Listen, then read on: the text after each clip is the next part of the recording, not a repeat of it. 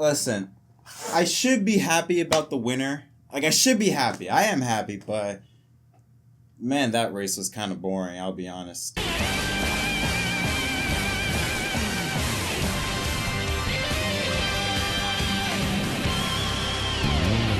Yo, what's up, everyone? Welcome back to the episode of MDK Racing Victor Stop. My name is Jet. Hope you had a wonderful Sunday. We started off with great excitement at Silverstone, then in Mid-Ohio, but unfortunately, the excitement didn't carry on at Road America. What potentially could have been the final time we could see the Cup Series race in Wisconsin.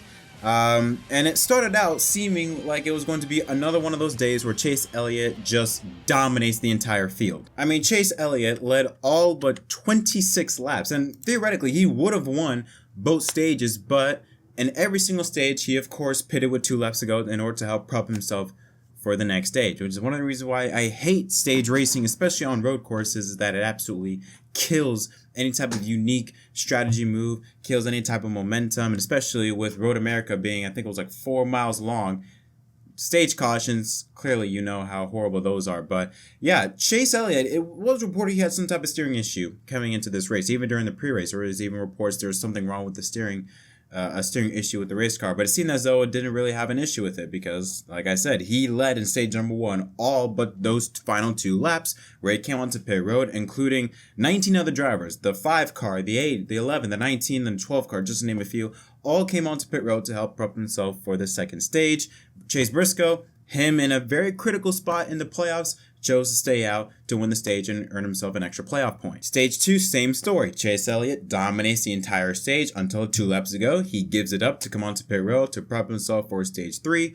Ryan Blaney hasn't won a race so far yet, but does need some points. Gets a playoff point to win stage 2. Then stage 3 happened. Now stage 3 happened, and in the beginning it was looking like I said, just to be another Chase Elliott dominating type of day. But Tyler Reddick, he has had a somewhat roller coaster type of season. He has had flashes of moments, like at Fontana, where he had the best car and should have won a race if it wasn't for that issue in turn 2 where he got caught up in a crash, or at the Bristol Dirt Race where he was mere feet from winning.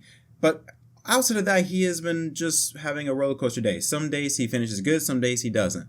But this race, he really came to life in stage 3. Was able to start side by side with Chase Elliott, and unlike the other drivers like with Larson or Briscoe, the other drivers that were in contention or at least near Chase Elliott, when Chase Elliott took the lead, he just took off. But with Reddick, he was able to keep in touch. He was able to maintain about a second lead or so with Chase. Chase couldn't just drive away. He was always, within reach of Reddick. And then 20 laps to go. The final round of pit stops begin. Everyone does their normal cycle. Chase Elliott and Reddick, they decide to come onto pit road at the same time, nose to tail. Now, Chase, it seemed as though Chase had a bit of a slow pit stop, or at least slower than Reddick, and Chase just barely swoops out of his pit box to come out right in front of Tyler Reddick, and now we got a battle. Now these two drivers are nose to tail. Reddick is desperate to get his first Cup Series win, and they put on a very interesting battle. They were all sliding all over the racetrack. Reddick was always putting pressure on Chase Elliott, was never letting him out of his sight. And then with 17 laps to go, coming into turn number 5, Chase Elliott beaches the corner, goes out wide. Reddick gets who's inside. They make a little bit of contact. Chase Elliott, though, on the outside lane, doesn't have the preferred lane. Reddick gets a good run on the inside of him off of turn number 6. Elliott slides out wide, and Reddick barely takes it and then officially clears Chase Elliott for the moment before Chase Elliott fights right back, comes back on him on the inside again. But Reddick holds his ground, doesn't get pressured by Chase Elliott, and Reddick is able to keep the lead before they get into the carousel. And it was a great battle. Chase was trying so desperately hard. He was right on his tail, but he just didn't have the car anymore. Reddick had the faster car, it seemed, especially in those final few laps. And Reddick was able to not only hold him off, was able to build up a pretty decent gap on Chase Elliott to take home his first career NASCAR Cup Series win. Becomes the 5th different driver to win a Cup Series, or to win their first Cup Series race.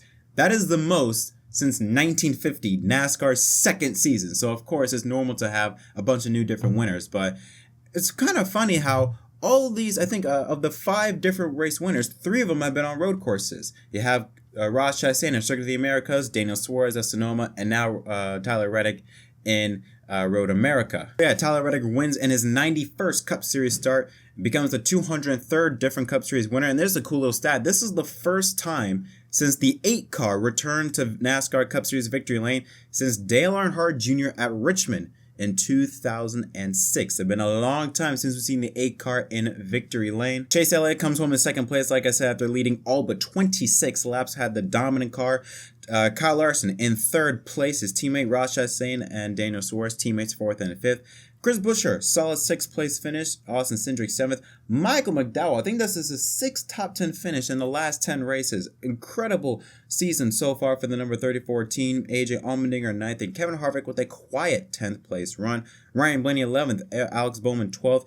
Martin Truex Jr. 13th, Chase Briscoe 14th, Cole Custer 15th, William Byron 16th, Denny Hamlin and Christopher Bell 17th and 18th, Stenhouse Jr. and Ty Dillon, they ran out the top 20. Joey Hand, he had a nice start at the beginning of the race, but ended up finishing 21st. Burton 22nd, Kurt Busch 23rd, Justin Haley 24th, Gillen 25th.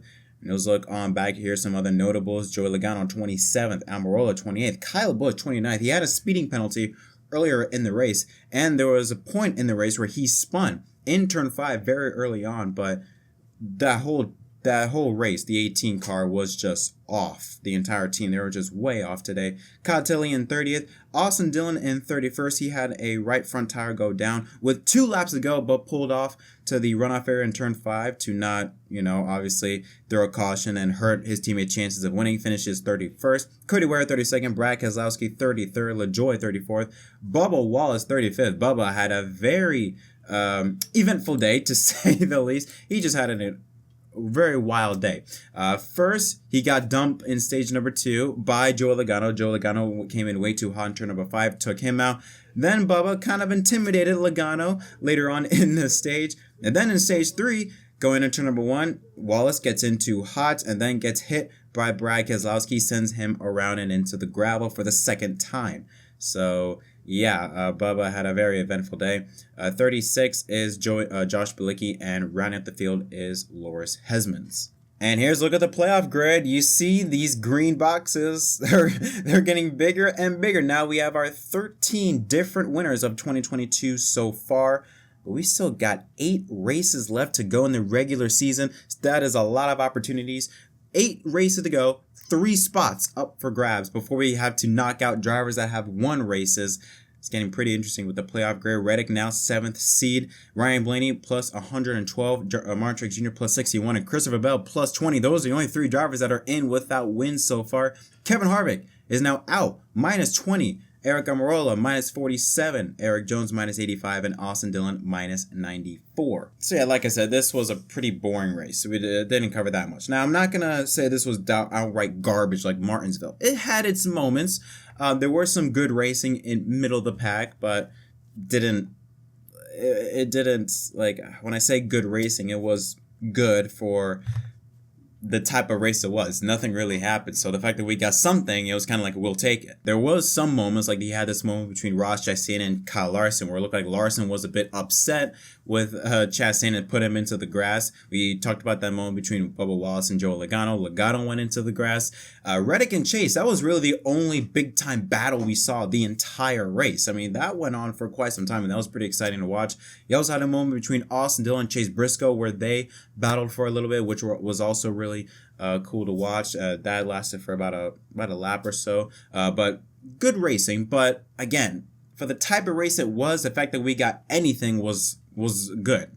So yeah, and the fact that there were already rumors swirling around that this could be the final race at Road America. If this is the final race, it's not a good way to end it out. I don't want it to leave Road America. The one thing that I found very interesting was the fact that Chase Elliott said in his interview that aerodynamics was such a huge factor. And he even mentioned that aerodynamic, like this car is aerosensitive more this year than it was last year, which I didn't think was possible. We know that the next gen car is good when cars race side by side. There's no side force. So when they're side by side, it's no issue. But when they're behind someone, still that dirty air apparently is even amplified even more this year with the next gen car than it was last year. At least that's what we're getting. We heard Chase Elliott said it, and we heard Kyle Busch said it a couple weeks ago. So maybe, this next gen car, in some areas it's improved, but maybe also in some areas it has very decreased in terms of how good the racing can be. But yeah, I don't want Road America to leave the Cup Series, even though I don't think it's in the right place for like 4th of July weekend. I still think it should go back in Daytona, but I don't want it to lead the schedule. I really don't. I think we can keep Road America and take away a track that has 2 days, like Kansas or Texas, you know, as those are ones I can name off the top of my head. But yeah, this race, it was just a letdown. I think there was a lot more expectation coming into this race.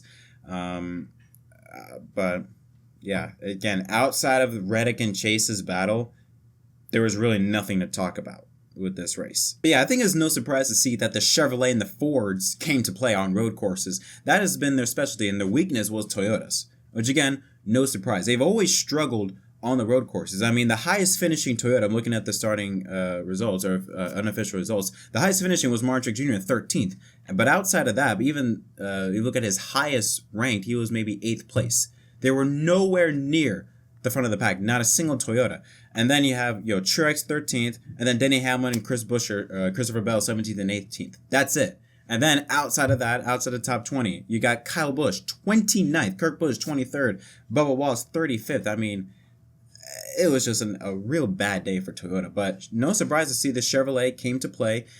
Chase Elliott, we expect him to be up front there. Tyler Reddick was quite a surprise, noticing how road courses haven't really been his specialty. We didn't expect him to really do that well on a road course, but it's still really nice to see some new faces into the mix. And hey, I look at these other drivers. Chris Buescher, 6th place. We got another road course coming up in Watkins Glen. Same thing with Michael McDowell, 8th place. Another top 10 finish for that 34 team. I mentioned earlier, he's having the best run of his entire career. Really, really great ever from that 34 camp and Michael McDowell.